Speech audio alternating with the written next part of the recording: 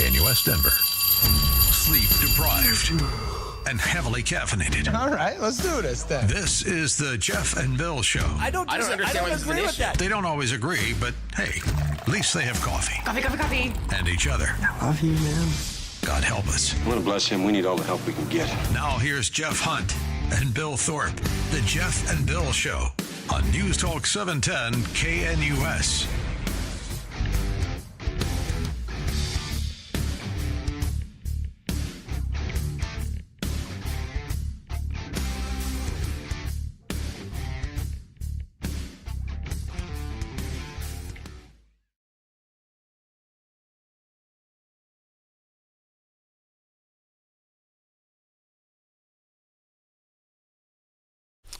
Six a.m. in the Mile High City on this Friday, September 12, 2025. Good morning, Denver, Colorado. Tuned into the Jeff and Bill Show, News Talk 710 KNUS. Here's the latest on Charlie Kirk. The authorities released on Thursday evening fresh video footage of a person sought in the investigation into the assassination of Charlie Kirk as officials pleaded with the public for help in the intense manhunt for the gunman that has now stretched on more than 30 hours. Governor Spencer Cox of Utah urging the public at a news conference in Orem to help authorities capture, quote, this evil human being, unquote. Mr. Cox appeared alongside FBI Director Kash Patel, who arrived in Utah on Thursday evening to more directly oversee the hunt for the person who fatally shot Mr. Kirk. Mr. Patel did not speak at the news conference. None of the officials took questions. They released a video of the perpetrator, the alleged perpetrator, running across the roof following the shot, then getting to the edge of what's got to be a 20-foot high roof, Bill. Yeah. Adam in the video room, he and I were talking about this earlier, that it would make sense based on he went up the stairs one way, and he and Adam and I were talking this morning, why wouldn't you run down the concrete stairs that you came up? Why would you jump off the back end of the roof that, again, is a drop, this 18, 20 feet? But if you look at where Kirk was and people that are running away from that area, the stairs probably would have put him into a large traffic pattern. And so if he goes back the other side of the roof, he's away from most of the crowd that is running away. And it also puts the building between he and the shooting. So, yeah. The thing that Adam and I were talking about this morning as he came across that roof and jumped down is, where's the gun? Where in those shots is the firearm? If he ditched it in the woods, as was reported yesterday, and it's a Mauser 30-06, that is not a weapon that can be broken down. Length on that's 3.5 feet on average, depending on barrel and mods, things like that. So you're looking at probably a minimum of 3.5, maybe 3 feet 9 inches, somewhere in there, depending on what he's got. Where is it? It's not a weapon that can be broken down. So, and the part that is the most important is when he's looking to get off the building. You could see maybe in the distance, you wouldn't be able to pick it up, although there should be some sort of an antenna, or you should be able to see the stock coming off the back of his shoulders as he's moving, or you would see the barrel down near his legs as he's walking. You would see something in between those. You don't see that, even though it is a grainy video. The part that is the most revealing to me is when they zoom in on him and he's bending down and he's going to jump off the building. Where's the firearm? And the thing that's most important about that, again, anybody that is out there, I'm giving a shout out to all of my hunters out there. How many of y'all are going to take your shotgun, your rifle, and jump down with it in your hands? You're not going to do that. You're going to hand it to somebody else, and you're going to pass them down. And if he had a rifle, and again, the rifle was found with more rounds inside of the woods. So we probably would have seen him drop it down. He drops the sweatshirt because what we see is we see it move. A rifle wouldn't have done that. It would have been a stationary object. And so, okay, maybe he does take that chance. Maybe he is good enough with a weapon. He feels confident enough with this weapon that he's okay jumping down with it. Okay, that's okay. I know members of the military that absolutely would jump down with their firearm 110% and they trust it. That's okay. That's fair. But where is it? And when he's bending down, no stock, no barrel, no nothing. I can't see it protrude from the shape of his body. That's the biggest question I had from that video last night is, where's the weapon? If it is that Mauser 30-06 they found in the woods, we should be able to see part of an outline somewhere in that video on him. Right. I could be wrong, and maybe there'll be something later on that we'll find it and everything else, and it's just me and my average eyes and me being old and not understanding what I'm seeing in grainy video. I could totally be wrong, but that's the thing that popped up to me. Where's the firearm? You're correct. There is nothing that you see of him dropping it. You have a sweatshirt or backpack, but then when he gets down to the grass, he leans down and picks something up, but you can't see what it is. So, maybe it's just the gun so thin you can't see it. But again, that would have been what he dropped. It would have been because he dropped something, but the thing that falls moves, and a gun doesn't respond to wind currents that way. It would be a stationary object, where a backpack or better yet a sweatshirt or a jacket of something would create movement like that when it's because the outline changes. Something that is rigid like a gun would be static. Correct. And that's the difference. And that's why I don't think that what he drops is the firearm.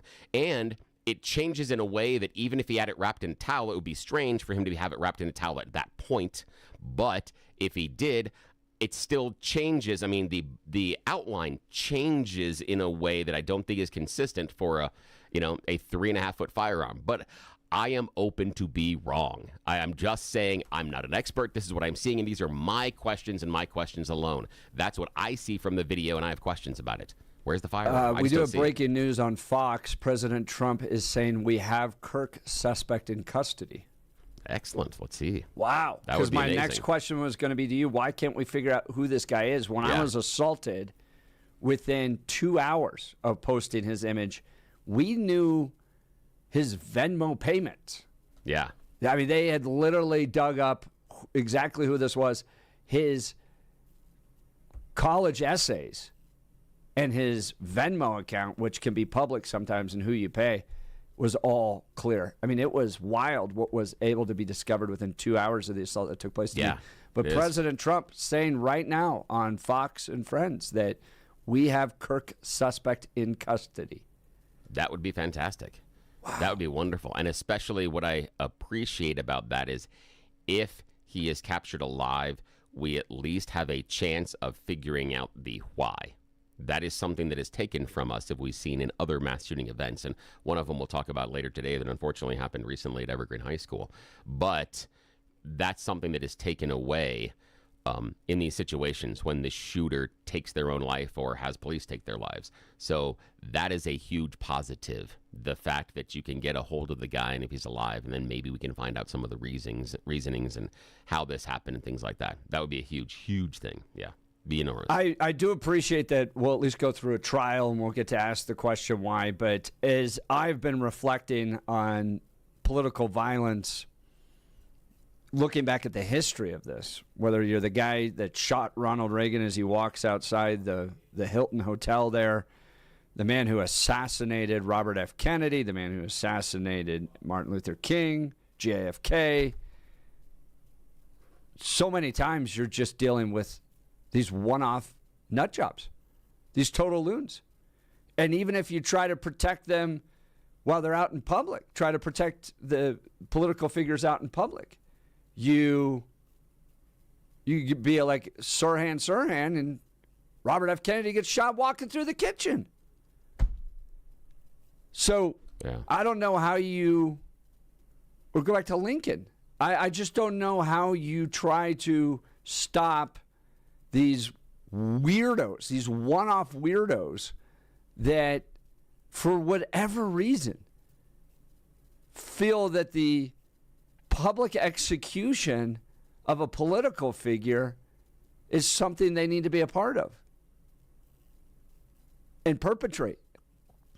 I've heard everything from grievance factors. It could be these people tend to collect grievances and then they act out. But there's clearly a brokenness there, but I don't know how you address it. Well, lots to talk about. 303-696-1971. Text us on the Dan Caplis Law text line at 720-819-5115. Now it's time for News and Comment with Blake Olson. Blake Olson. Blake Olson, News and Comment.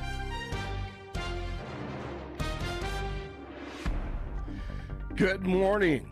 TGIF 62 and partly cloudy in Denver. Expecting a high of 81 today. This portion of the news sponsored by Pastor Camp Heating and Air Conditioning at 303-777-1234 to learn more about special savings opportunities on Lennox equipment. Our top story, and Jeff and Billy just discussed this. This is pretty big on Fox News. Can I always say, I think, just to protect us all, and so Fox doesn't get sued, and we all don't get sued, and everything else. But I think with a high degree of certainty, we have him in custody, right? In custody. Everyone did a great job. We worked with the local police, the governor. Everybody did a great job. Getting somebody that you start off with absolutely nothing. And we started off with a clip that made him look like an ant.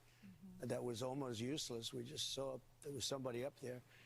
And so much work has been done over the last 2.5 days. It's amazing, actually, when you start off with that and then all of a sudden you get lucky or talent or whatever it is. But So good news in the last minute. Basically, the president reporting that they do have the Charlie Kirk assassin in custody. And Jeff and Billy, if you're there right now, I want to ask you something. I didn't get to this on Thursday. Did you happen to see Barack Obama's X account and his statement a day ago by chance, if you're there? I don't even know. No, I did not. Well, I had this question, and honestly, I couldn't sleep for about 5 hours last night because of it. But he says the very first sentence is, "We don't know the motive yet," and then he goes on to state this great tweet. We think it's despicable, it's horrible, and Michelle and I send out our prayers and thoughts of prayers and everything to the family. But it's driving me nuts because is it just me? What actual motive would justify assassinating anyone? Is there a motive? I mean, that would justify what we saw the other day? I'm just curious. Why was that sentence even there? Well, here's the thing. While some people say that political violence is never okay, and I may even utter that phrase in times, I can make an argument that, yes, there is a space for political violence. And here would be the thing. Would we not necessarily advocate or pick up the firearm, but would we lament someone assassinating Putin? We wouldn't lament that, and we would say that might be a space for political violence. Guys, and I understand that. Mao Zedong. But you can't say that with Charlie Kirk. So to Blake's point, you can't, what motive would necessitate the assassination of Charlie Kirk? There is none. You could say, well, we've gone to war in this country, for instance, to free ourselves from the oppression of a king. We kill. But again, all that. I'm not addressing the Charlie Kirk situation. I'm addressing the large statement of political violence never being acceptable. Yes, I can find instances that don't apply to this situation in which we all could think that it could be. How many times have people played that parlor game? Given time travel, would you go back and kill baby Hitler? That would be considered political violence. Correct. You're right. Yeah. You're right so about that's that. That's all I'm addressing. Right. That's You're all correct. I'm addressing and in this conversation. Blake's point, though, is good because in what capacity at all is there any motivation or justification to kill Charlie Kirk? Because you can't put him in those categories. So for Barack Obama to go, we don't yet quite know the motive, okay. Well, you can't have a motive that justifies the killing of him. That's irrelevant unless exactly. Unless he knew he had his finger on the button to blow up the world, a nuclear weapon. What else? What else would there be? So it's been driving me nuts, and I figured you guys would have a good answer for it. So Blake, I want to also bring up, have you seen Lorraine Garcia's post on Blue Sky? No. Okay. I have not. This was yesterday, a state representative, Democrat state representative here in Colorado. She represents Commerce City. She was appointed, by the way. She's never been elected. Yesterday, a hateful, vile, bigoted, woman-hating, anti-black, white Christian nationalist was assassinated. And even though he was all these things, violence is never the answer. Exactly. And the additional calls for violence from MAGA are, listen to that, and the additional calls for violence from MAGA are only fueling a dangerous situation without even knowing who did this. Jeez. I did not see that. Well, that's exactly what I'm talking about. Crazy. I mean, so we can parse it here, okay? Let's start with, she calls him a hateful, violent person while writing what could absolutely be described as a hateful, vile post, right? She is acting hatefully and vilely while condemning somebody for being hateful and vile. But that type of hypocrisy will never reveal itself to the left. I mean, it's wild how they don't see that. Then let's also discuss this. What she said there isn't true. Charlie Kirk was not hateful or vile. We have thousands of examples of him engaging with people on issues where they discuss the particular topic civilly. Yes. So he's not hateful. He's not vile. He's not bigoted. He's not women hating. He's got a beautiful wife. He's raising a family. There's nothing he's ever said that's woman hating. Anti-black. Charlie Kirk gave a lot of black commentators tremendous opportunities. When you look at what he built with Turning Point, you could disagree with her, Candace Owens, or who else used to be on the show, the police officer. But Brandon Tatum, C.J. Pearson, all these people. There right? were hundreds that came out yesterday. So anti-black, and then she condemns his race, that he's white. Okay, remember Lorena Garcia, right? You know, so she's not condemning her own race here. And then saying Christian nationalist, which I think Charlie would agree with. So the only thing you get there at the end is that he's a Christian nationalist, which he embraced because he was not an atheist globalist, right? So he wasn't the alternative of it, was assassinated. Right. So she goes through and just lies about him in this terrible post, then says, and even though he was all this, by the way, violence is never the answer. A few words right after it. Wow. Unbelievable. That's why I don't look at that thing, Blue Sky or whatever it is. But it's terrible. Oh, God, that has to be difficult to look at, really. The Evergreen community is coming together to support each other after Wednesday's school shooting. Governor Polis was among the elected leaders who spoke as hundreds of people gathered for a vigil on Thursday night at the Buchanan Park Recreation Center. On behalf of the entire state of Colorado, know that you all are in our hearts and in our minds in every corner of this state, from Trinidad to Sterling to Grand Junction. Polis told the crowd that the shooting would be investigated, but no answers would sufficiently explain such a horrific, violent act. The victims remain in critical condition, including 18-year-old Matthew Silverstone, while the 16-year-old shooter died from a self-inflicted gunshot. At the vigil, Congresswoman Brittany Pedersen praised first responders and teachers for heroism. Our kids don't grow up doing fire drills anymore. We do active shooter drills. And thank goodness they had the training to respond to this. Organizers also emphasized showing students that they are loved and supported. Evergreen High School will remain closed today.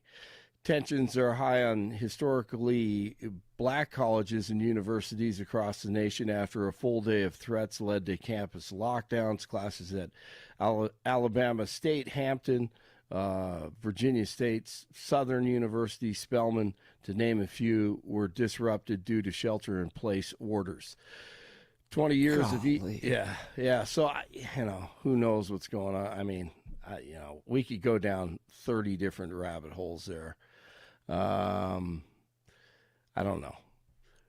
We'll find out more about all of that. 20 years of emails reportedly from Epstein's personal Yahoo account are raising more questions about him and the relationship with DJT, but the media is really, really pushing this now. The emails numbering around 18,000 obtained by Bloomberg News, and they cover 20 years, 2002 through 2022. All right. The nation has once again paid tribute to the victims of September 11th, the terrorist attacks, this time on the 24th anniversary of the tragic. The iconic tribute in the light lit up the sky in lower Manhattan last night to symbolize the original Twin Towers. 60 in Parker, 60 in Arvada, 62 in Denver. Jeff and Billy continue. It's been a really difficult week. TGIF. Try to make it a good one. Blake Olson, News Talk, 710 KNUS.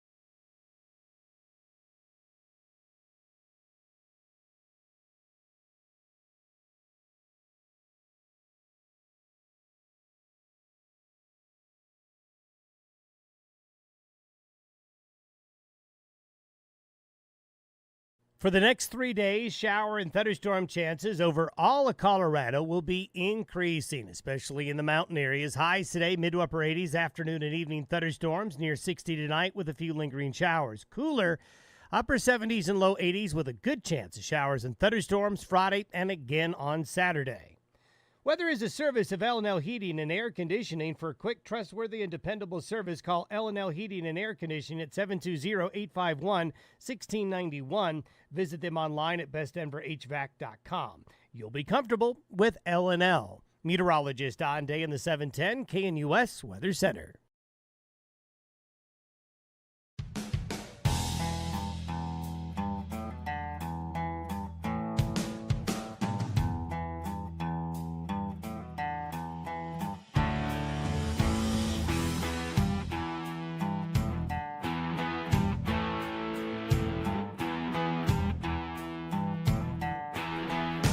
We're tracking the latest news. President Trump announcing that they do have a suspect in custody. They believe with high likelihood that he is the one involved in the assassination of Charlie Kirk. As this news develops, we'll bring you the latest. Let's go to the phone lines. Dave in Divide. Good morning, Dave. You're on with Jeff and Bill. Good morning.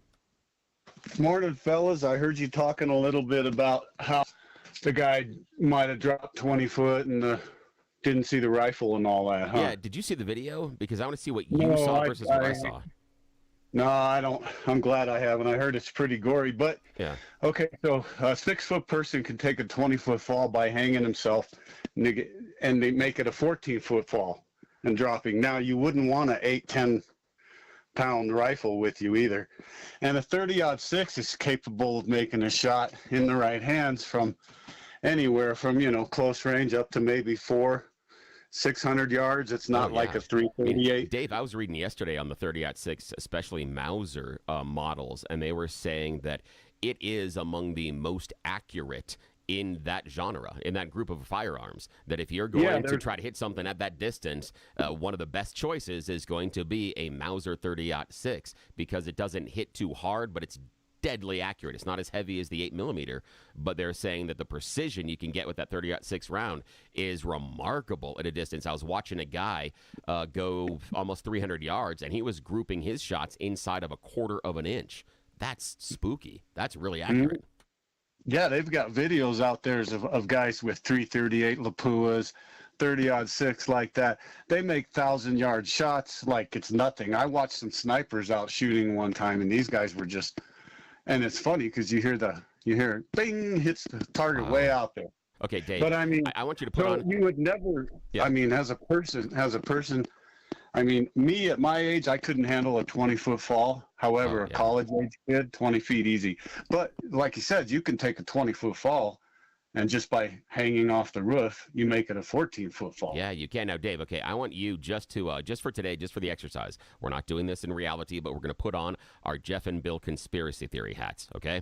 And what I want from you, now that myself, Jeff, and you are all wearing our conspiracy theory hats, do you think there's a possibility that this shooter had some sort of extra training? And what I mean by that is post-military or something else that he had gone through because of having the ability to make that shot? Or do you think that maybe this is someone that has just been an enthusiast, a sportsman, or something else? And the reason I ask is because I have a feeling that someone like myself or Jeff or someone in the audience that hadn't been practicing for months and months and months at this wouldn't be any good at it.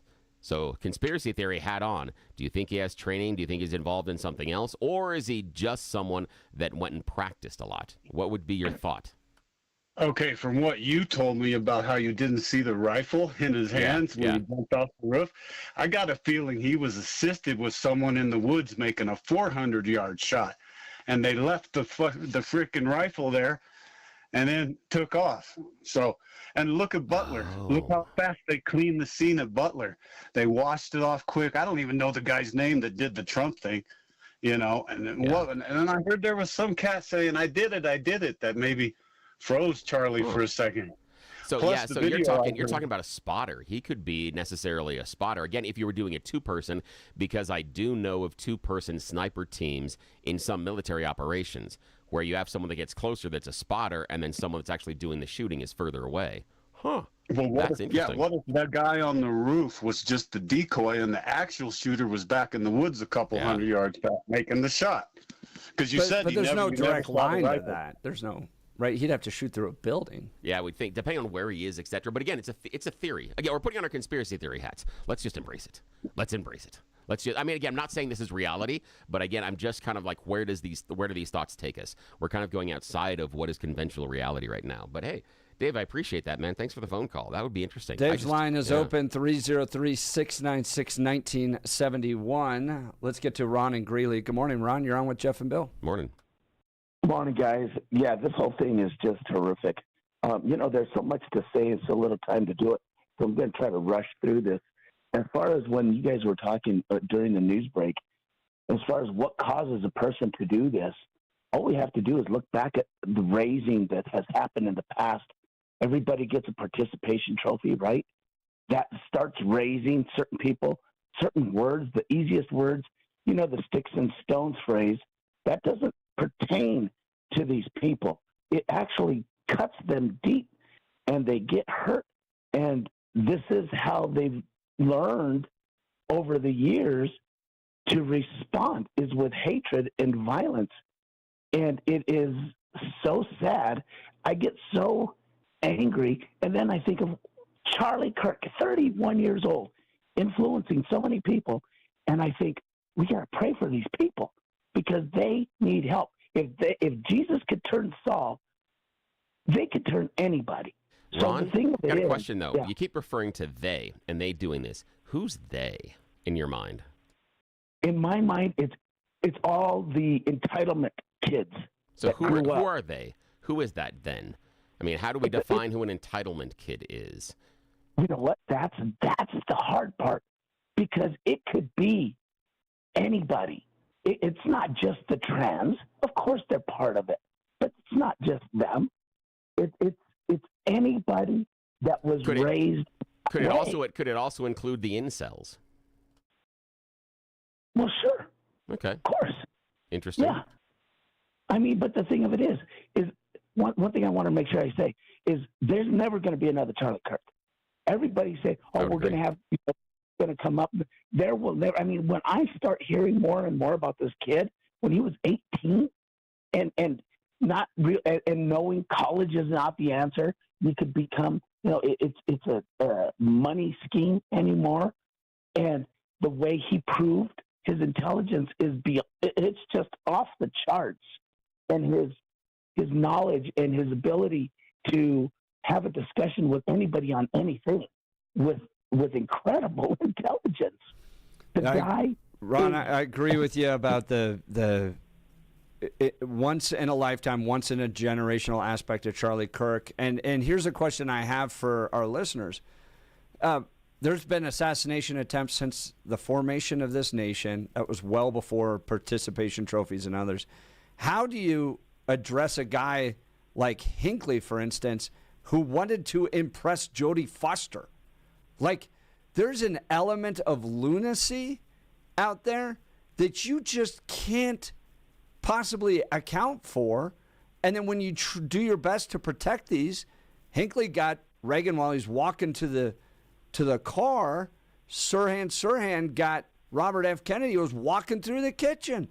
How do you account for just one-off levels of lunacy and then protect our national treasures like Charlie Kirk? Ron Grilly, sure appreciate the call. Let's talk Dan Caplis with Dan Caplis Law. I've known Dan well over a decade, pro-life, pro-family, pro-faith, pro-America. Dan suggests you should choose a lawyer who shares your values, because who you choose to represent you in an injury case is going to say a lot about you to everybody involved in the case. Dan is the son of a police officer and a former seminarian who's dedicated 40 years of his life to helping people hurt in serious motor vehicle crashes. Here's his courtroom record. Dan is believed to be the only lawyer in Colorado history to win 5 straight multi-million-dollar verdicts in Colorado crash cases. Dan is also believed to have won the largest truck crash verdict in Colorado history. Dan Caplis Law is the official law firm partner of the Denver Nuggets and the Colorado Avalanche. Dan Caplis Law is a serious firm for serious cases. Dan accepts righteous injury cases on a percentage fee basis so that he can represent good people from all walks of life without regard to ability to pay. So if you need Dan's help, give him a call, 303-770-5551, 303-770-5551, or hit dancaplisLaw.com. That's Dan, C-A-P-L-I-S Law.com. We'll continue with your phone calls and texts. You're listening to The Jeff and Bill Show. This is Denver's Talk Leader, News Talk 710, KNUS.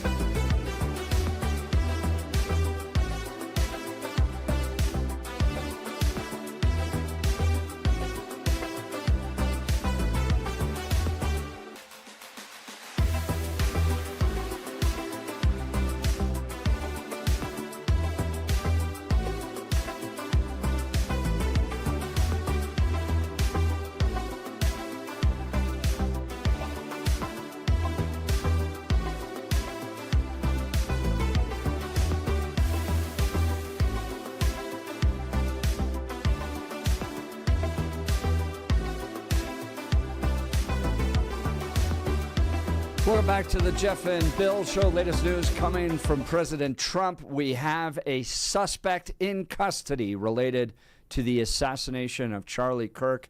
We'll continue to follow that. No additional details as to who that is. And we're tracking all the latest accounts on X, all that. We'll give you that information as it comes in. Let's go to the phone lines. Bob in Castle Rock. Good morning, Bob. You're on with Jeff and Bill. Morning. How are you guys doing? Anyway, hey, listen, I just happened to scan through YouTube and I seen this thing on Stephen Gardner, Alex Jones Bombshell. And it says it's got a book there that Alex Jones found, and it's got the shooting of Charlie Kirk with a publication date of September 9th, the day before. And also he was talking about out there that there is a article in the New York Times and the LA Times 19 hours prior to the shooting about the death of Charlie Kirk. Anyway, this is just something I was scanning through, found it, and I just wanted to let you guys know it might looks a little crazy. And Bill, you are correct about where is the rifle. I thought the same thing yesterday watching the video on that. There was no rifle. He had no rifle coming off that roof. Anyway, that's all I called about. Yeah, appreciate that. Yeah, I looked. The book was listed for about 24 hours. Anastasia J. Casey is the listed author on there, but Amazon does not necessarily peruse or edit books before they're listed for sale on their website. They're not a publisher, so I'm trying to find details about it. But what was the title of the book? The title is "The Shooting of Charlie Kirk." Yeah. Golly. Yeah. And stated for publication September 9th has to be the day before. But again, I can't find anything else about it. Amazon, yeah. Or the author or anything? Do we know anything about the author? I'm looking at it. So yeah. All I'm finding is the title's not available. But again, I've got some questions as to whether or not this existed, because it looks like it was ready to be published afternoon of September 10th. But Amazon spokesman said they didn't look at it. So again, I'm trying to verify that it existed as an actual publication rather than this just being something that someone did. And just created, rather than, was it an actual book that someone had written, or did someone create a fake title, fake listing, fake post, fake this, and just post it? I don't know. Again, I know nothing more about just the fact that I do see a cover, I do see a title, and I do see an author. Those are the only things that I feel comfortable verifying right now, and we'll keep looking. Yeah. Wow, is there a broader conspiracy to assassinate Charlie Kirk, or is it these one-off weirdos? I'm looking through the Wikipedia page of the list of the United States presidential assassination attempts and plots. And it's way bigger than you think, because there's a lot that never actually materialize. But in most of the cases, it just seems like weirdos. Like, here's one: 17 days before Roosevelt's first presidential inauguration, some guy named Zangara fired 5 shots at Roosevelt in Miami. Zangara's shots missed the president-elect, but mortally wounded Chicago Mayor Anton Cermak and injured 4 other people. I never even knew about that one. So, in other cases, you had coordinated attempts led by people like Saddam Hussein try to kill George H.W. Bush. Yeah, so, and I'm going deeper into this. I can just find that someone put up a listing. I can't find any verification of either the existence of the author or of the actual book. I just can't. So right now, my assumption is, for whatever reason, this is a post that occurred on the day. People found it the day of Charlie Kirk's shooting, not the day before or anything else. And the publication date was listed the day before. But again, if you post it that day, you can list a publication at anything you want. So that's what I can't figure out. Interesting. Here's the... Adam, the producer, just handed this to us. Here's the response from an Amazon spokesperson. We have content guidelines governing which books can be listed for sale, and we remove books that do not adhere to these guidelines. The title in question is no longer available for sale due to a technical issue. The date of publication that had been displayed on this title, for this title, while it was briefly listed, was incorrect, and we apologize for any confusion this may have caused. The title was published late in the afternoon on September 10th. Okay, so that would make sense that it would be. So they tried to place it up there. Yeah. So that the idea afternoon. being, Gotcha. the idea being, this is what I'm guessing is that this is a troll. This is someone that created a person, created a book title, and just put it up on Amazon, knowing that they could get around, knowing they can get around the. And it would the generate gatekeepers. this type of news. Yeah, and it would generate. Yeah, because I can't find anything about Anastasia Casey as far as who the author is. Yeah, I can't find anything about the individual as if writing anything else beforehand, any bio, anything. So that's the crazy part is I can't find anything about who the person is. And so if the person exists, there should have been some sort of a background on somewhere. Yeah. So I don't know. I'm not saying it's not true. I'm just saying I have a strong suspicion this is nothing more than a troll posting simply because Amazon outlined it happened in the afternoon after Charlie Kirk's death. New York Times updating us as we go through here. President Trump saying on Friday that a person was in custody in the connection with the fatal shooting of Charlie Kirk, while he cautioned that his information was preliminary, said that this was, though, quote, the person we're looking for. He has not offered any additional details. We're waiting on announcements to come through. We'll continue to update you on that. In the meantime, let's talk Guy Reese, folks. We've had a great experience working with them. They're one of those great mid-levels that come in and provide personal, custom guidance with regards to home design without being like a crazy Beverly Hills level cost. And they're so much better than wandering around by yourself at Home Depot trying to figure out what kind of paint you should paint the house. They are a perfect guide with regards to Hunter Douglas custom blinds, shades, and shutters. They'll help you with paint. They'll help you with full home decor. Here's the best part. They offer a personalized in-home consultation. They'll come to you. We're getting new blinds put up at the house, and my wife has been thrilled. What I loved taking her to Guy Reese was she got to talk to the personal design person and ask lots of questions. And there's like multiple different versions of motorized blinds, which is really cool. Like you can get into a lot of different avenues on that. So you can get the same expert advice right in your own home. Do yourself a favor. Get started today. Visit Guyrys, GUIRYS.com, GUIRYS.com to schedule your in-home consultation. Guyrys.com. Go see the great people there. You'll be sure to thank me. We'll continue. You're listening to The Jeff and Bill Show. This is Denver's Talk Leader, News Talk 710, KNUS.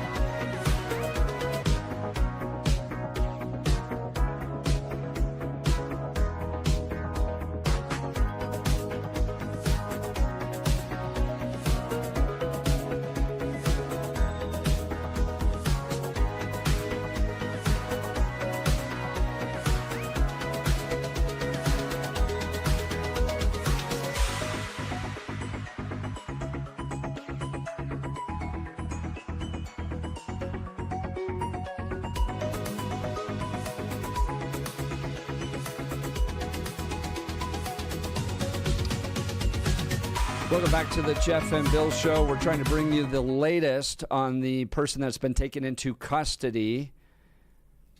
New York Times reporting that a man was taken into custody at about 11 p.m. local time on Thursday night by Utah State and local police, according to law enforcement official who confirmed the details of President Trump's remarks on Fox News. Federal authorities are not releasing his name because they're still in the process of pursuing leads and executing search warrants, according to the official who had requested anonymity. And you're seeing potential age range there, Bill. Yeah, I'm seeing 28 or 29 years old, and this is the BBC quoting Trump on Fox News. So again, I'm getting my information third hand. I'm getting my information from BBC, who got their information from Fox, who got their information from Trump, who is sitting on the curvy couch. And there is stuff going out there. President Trump says Charlie Kirk's alleged shooter's father turned him in. I'm reading some stuff about the conversation, again, sourced from BBC, saying that Trump said that the person, presumably the person that recognized the suspect, is, and I'm quoting, a person of faith, comma, a minister. Also said, and again, I'm quoting Trump being quoted by the BBC on Fox News. Trump allegedly saying the father convinced the son. Trump said he may need to be corrected, but he's talking about based on what he is hearing right now. They did ask him for some clarifications, but again, Trump said on Fox News this morning, Charlie Kirk's alleged shooter is in custody. The shooter's father allegedly turned him in, age of 28 or 29 years old.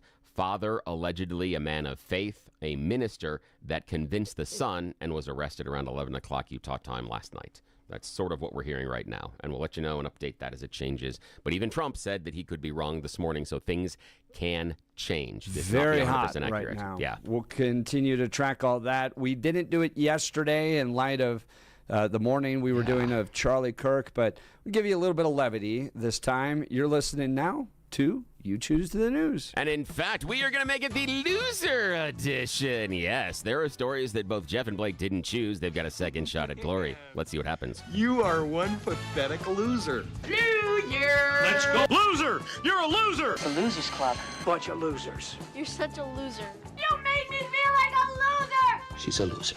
You are such a loser. Loser.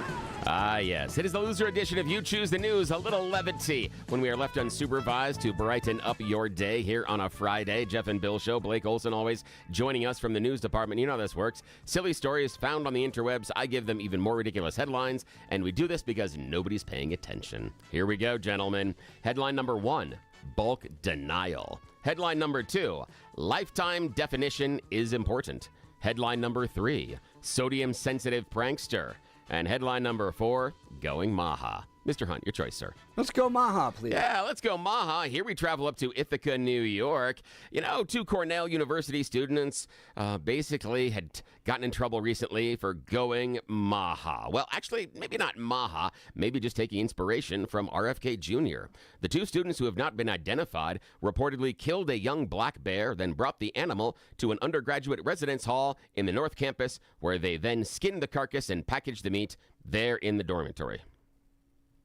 All right, just like yes, there you go. Yes, photos posted to social media. Partially skinned carcass can be seen atop a table that is draped with camouflage patterned tarp. It appears to be one of the building's shared kitchens, judging from the size. The bear is a little bit smaller, about the size of a large dog, saying it's probably a cub at the time.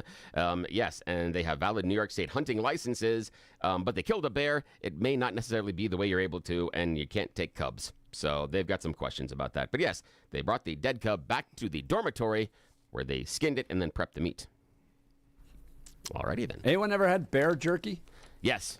What does it taste like? A little different than elk. The thing is, okay, my father had this thing about, hey, this is weird. Would you eat this? I've a rattlesnake, alligator, roll through it. Just about everything. Yes, although I still am not really, even though he has passed and God rest his soul, still not certain that I have forgiven him for not telling me what Rocky Mountain oysters were beforehand.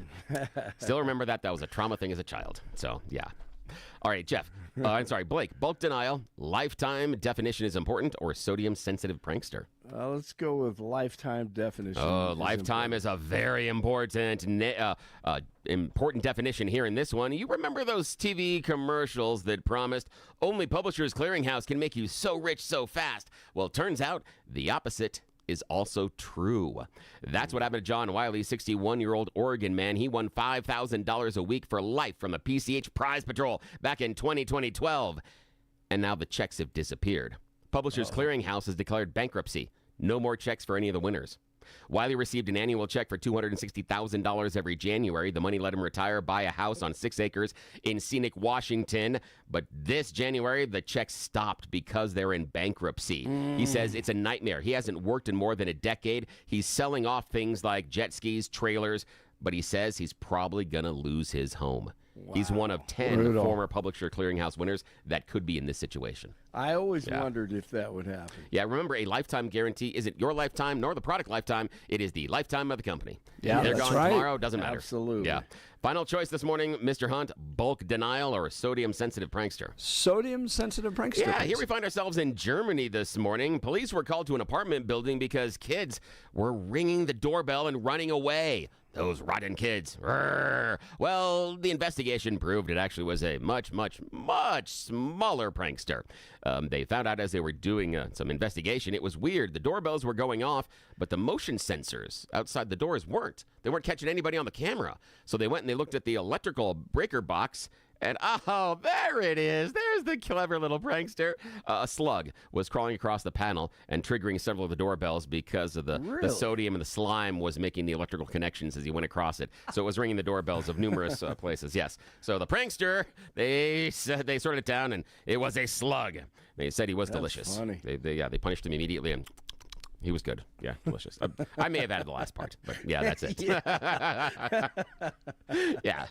All right, that's the end of You Choose the News. Back to you, Jeff. We got to get out of here. Yeah, coming up in the next hour, we'll give you the latest on the Evergreen shooting that took place yesterday, as well as President Trump announcing we have a suspect in custody in light of the Charlie Kirk assassination, saying he could be 28 or 29 years old, that the father was the one that turned him in.